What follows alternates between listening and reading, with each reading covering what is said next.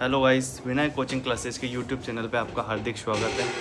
ठीक है, तो आज हम देखेंगे कैसे कि डेस्कटॉप से कैसे सडनली आइकन गायब किए जाते हैं और कैसे वापस लाए जाते हैं।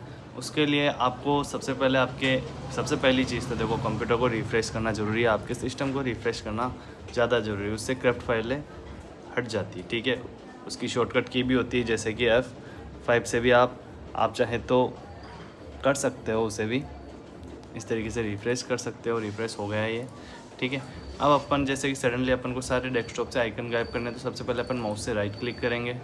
राइट क्लिक करने के बाद में ये देखिए नीचे शो द मोर ऑप्शंस, इस पर क्लिक करेंगे या व्यू पे क्लिक करेंगे। तो अपन पहले करेंगे व्यू पे क्लिक, और यहाँ पे देखो ये आ रहा है शो द डेस्कटॉप आइकन। अरे ये क्या हुआ, सारे आइकन गायब्स।